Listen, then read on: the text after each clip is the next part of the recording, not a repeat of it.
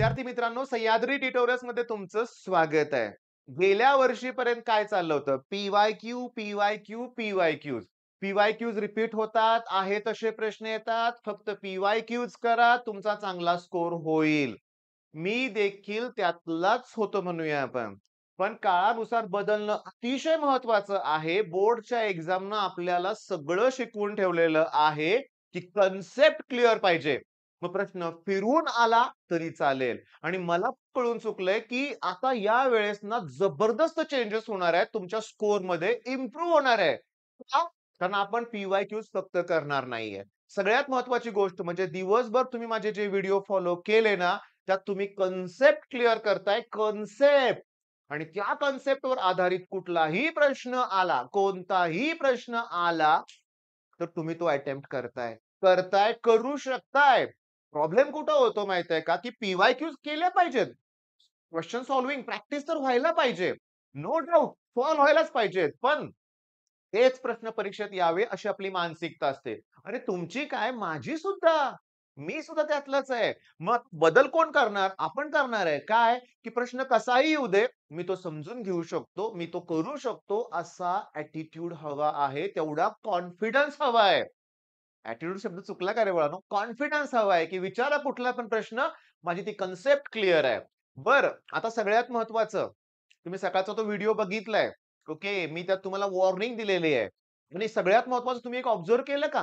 की फुल length taste म्हणजे 150 concept असतात आणि ह्या कन्सेप्ट आपल्या क्लिअर असल्या ना, की आपला स्कोर होतोय आपोआप चांगला. बरं आता सगळ्यात महत्त्वाचं म्हणजे मी तुम्हाला सांगतो, सगळ्यात इम्पोर्टंट बरं का. आता सर पी-वाय-क्यूज ठीक आहे. तुम्ही म्हणताय, की फक्त पी-वाय-क्यूज करून चालणार नाहीये. कन्सेप्ट क्लिअर पाहिजे. ओके.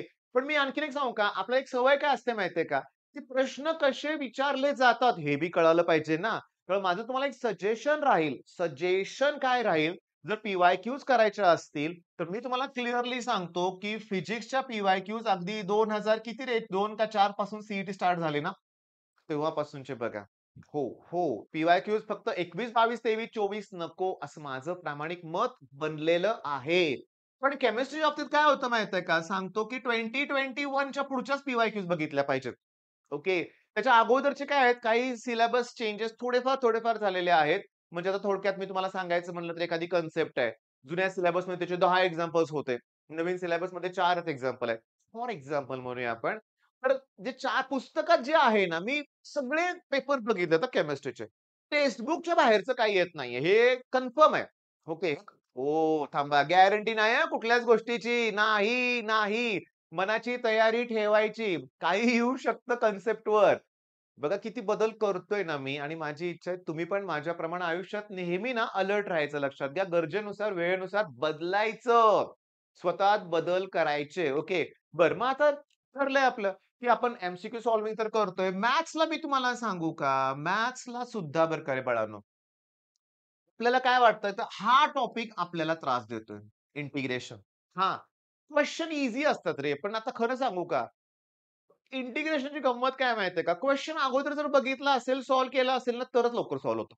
इंटिग्रेशन म्हणजे ट्रायल एंड एरर नाहीये. टाइप ओळखता आल्या पाहिजेत. मग टाइप ओळखायला शिका ना, तशी प्रॅक्टिस करा ना. म्हणजे अभ्यासाच्या पद्धतीतच आपल्याला बदल करायचे आहे इथून पुढं. ओके. आणि कधीही मी तुम्हाला सांगतो आता, आता तुमच्या लक्षात आलं असेल, की जेव्हा पेपर होईल, तेव्हा नंबर ऑफ क्वेशन म्हणजे आपण आता रोज समजा टेस्ट देतोय 20-30 प्रश्न. तर त्या 30 कन्सेप्ट असणार आहेत हे डोक्यात ठेवायचं. ओके. आणि त्या कन्सेप्टशी रिलेटेड आता मी तुम्हाला सांगतोय, त्या कन्सेप्टशी रिलेटेड फॉर्म्युले असतील, काही असे ट्रिकी पॉइंट असतील, ते सगळे तुम्हाला आले पाहिजेत.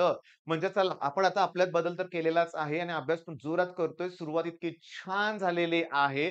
तुमचा रिस्पॉन्स जबरदस्त येतोय आणि मी पण ठरवलंय, दिवसभर तुमचे कॉल रिसीव्ह करावे लागतायत. दिवसभर तुमचे कॉल रिसीव्ह करावे लागतायत मला.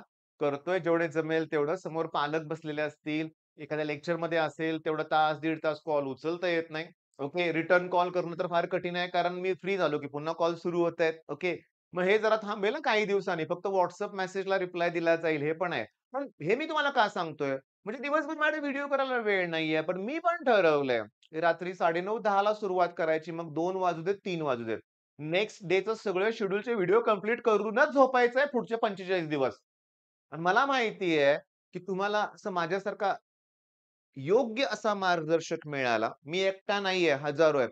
पण असे योग्य मार्गदर्शक जर असेल, तर मी सांगितल्याप्रमाणे अभ्यास केल्यानंतर रिझल्ट लागणार आहे, हे लक्षात ठेवायचं आहे. ओके. मग चला, मी पण उद्याच्या लेक्चरची तयारी करायला सुरुवात करतो. तुम्ही पण झालेले सगळे रिवाईज करा. कॉन्फिडंट राहा. All the best.